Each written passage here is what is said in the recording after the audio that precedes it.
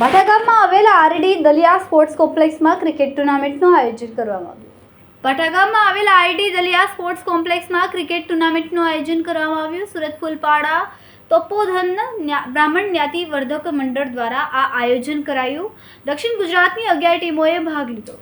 યુવાનોમાં એકતા અને સંગઠન વધે તે માટે આ ટુર્નામેન્ટનું આયોજન કરવામાં આવ્યું। શાલીનભાઈ વૈદ્ય, તેજસભાઈ મહેતા સહિતના મહાનુભાવો તેમના સહયોગીઓ હાજર રહ્યા। ખૂબ જ ઉત્સાહ સાથે ખેલાડીઓએ રમતમાં ભાગ લઈને તેઓ પોતાની ખેલદિલી બતાવી। કેમેરામેન સેગિલ વિરાણી સાથે વિશાલ છેઠા, માનવ પ્રભા ન્યૂઝ, સુરત।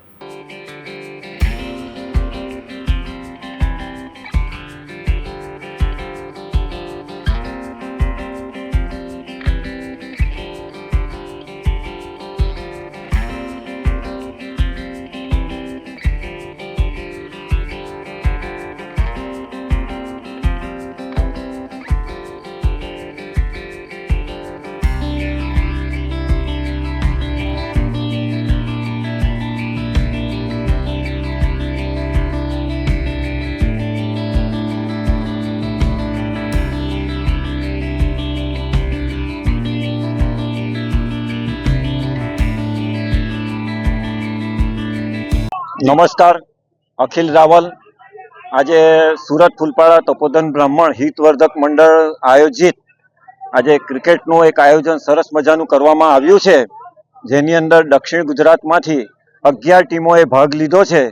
અને આ આયોજનની પાછળ મુખ્ય હેતુ એવું છે કે આજે યુવાન વર્ગોને ભેગા કરવાની જરૂરિયાત છે, જેનું આ આયોજકે સરસ મજાનું આયોજન કર્યું છે।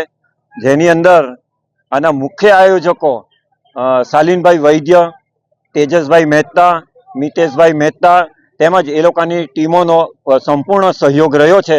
વંદે માતરમ, જય ભારત, પરશુરામ ભગવાન કી જય। જી, આપનું નામ?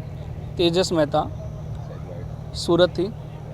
આજે સુરત ફૂલપાડા તપોધન બ્રાહ્મણ જ્ઞાતિ હિતવર્ધક મંડળના અનુક્રમે ક્રિકેટ મેચનું સુંદર આયોજન કરવામાં આવેલ છે, જેમાં દક્ષિણ ગુજરાતની કુલ 11 ટીમોએ ભાગ લીધેલ છે। આ ક્રિકેટ મેચનું આયોજન કરવા પાછળનો મુખ્ય હેતુ તપોધન બ્રાહ્મણ સમાજના યુવાનોમાં સંગઠન વધે, એકતા વધે, જુદા જુદા ક્ષેત્રોની કારકિર્દીમાં એકબીજાને મદદરૂપ થાય એવો ઉમદા હેતુ છે।